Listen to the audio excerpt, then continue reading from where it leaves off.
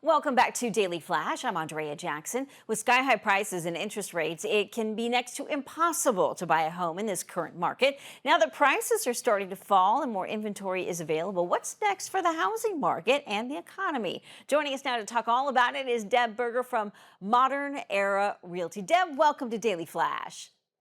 Thank you. Thank you for having me on such an important topic. Yeah, tell me what's driving the decline right now in home prices?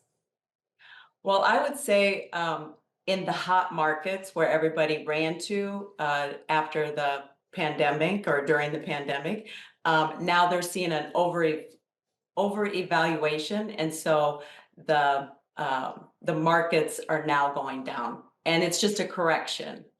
So not all markets are seeing that. Just sort of a reset in some of the more popular markets. How do the prices right now compare to previous market trends?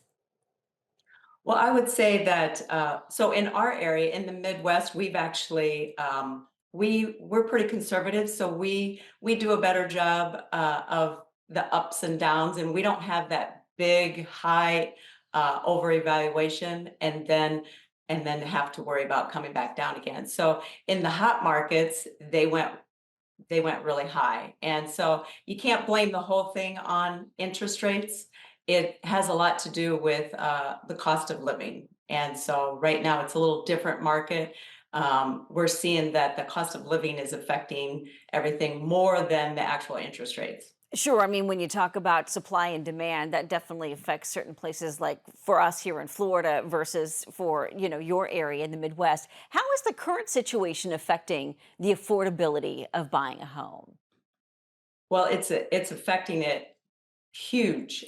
So that cost of living is, with insurance, gas prices, fuel. The first time home buyers are the ones that are suffering the most, and they just can't afford. You add the interest rates on there, but then when you add the cost of living, that really makes it impossible, which is sad because everybody should have a chance to own their own home, and that first time home buyer is just so important. Absolutely. And what measures can someone take to address this issue when it comes to trying to navigate, especially for a first time home buyer? Well, the first time home buyers, I think we need some help from the government as far as, or even the lenders as far as incentives, maybe some tax advantages for first time home buyers.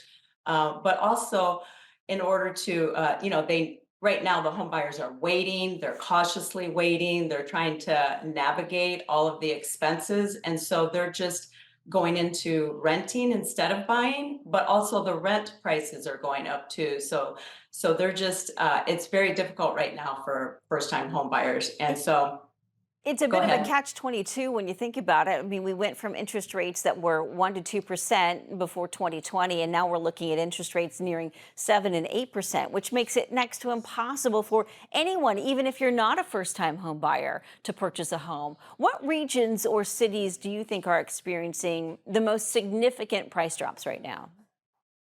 It would be the hot markets like Austin, Florida, everybody that, those hot markets, they're seeing most of it. Also weather related because everybody went to warm climates, and Yes. so weather has a lot to do with it. Insurance cost is skyrocketing, and that's a real big issue right now. So with the insurance costs being so high, it's just that added on to higher property taxes, higher interest rates. It just and then the cost of living, you adding all of that together, it just makes it impossible. But the different regions, like I'm in Iowa, and we're seeing, we're very conservative, and we're not seeing the same things that you are in California or you are in Florida. Deb, thank you so much. Great information that you were able to share with our viewers this morning about the home market right now across the U.S. For more information on Deb and the interview and purchasing a home right now in this market, head to our website, dailyflashshow.com.